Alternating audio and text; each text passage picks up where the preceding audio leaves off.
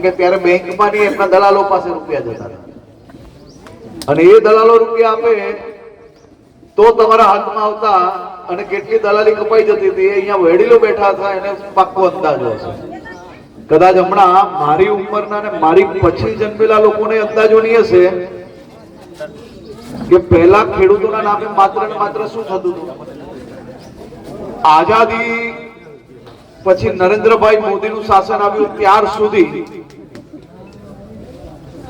કિસાન સન્માન નિધિના નામે દર વર્ષે કેટલા રૂપિયા આવે આપણા બેંકના એકાઉન્ટમાં 6000 રૂપિયા આવે છે કે નથી આવતા અને ઘણા ઘરમાં તો પરિવારમાં કેટલા લોકોને આવતા હશે હા જેટલા નામ હોય એટલા નામ આવે હવે 35 લોકોને જો 6000 રૂપિયા આવે એક પરિવારમાં જેમ તમે કહ્યું 35 નામ હોય તો 35 આવે 10 નામ હોય તો 10 કેટલા આવે કેટલા થાય આ ક્યારેય આઝાદી થી લઈને નરેન્દ્રભાઈ મોદીનું શાસન આવ્યું ત્યાર સુધી કોઈ ખેડૂત ભાઈઓને મળતો તો રૂપિયો આ પાછળ બેઠેલા એમને મળતો તો ભાઈ પહેલા હા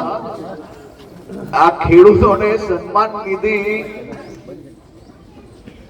એકદમ સમયસર બેંકના ખાતામાં ડાયરેક્ટ રૂપિયો ક્યારથી આવવા માંડ્યો આપણા મોદી સાહેબે જેટલા વાયદા આપ્યા એક પૂરા થયા પાણીએ પહોંચ્યું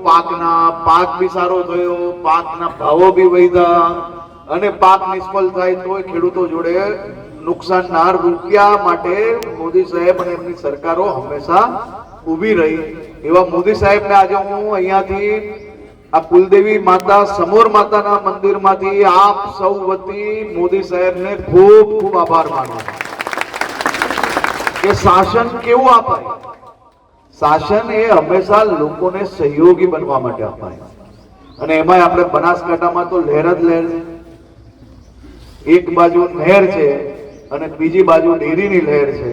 એટલે આપણે તો વટ જ વટપાટ નાખો અને ત્રીજી કઈ તકલીફ પડે તો ભારતીય જનતા પાર્ટીના કાર્યકર્તાઓની લહેર છે તમારી જોડે એટલે તમે લહેર જ લહેર કરો તો આપ સૌ લોકોને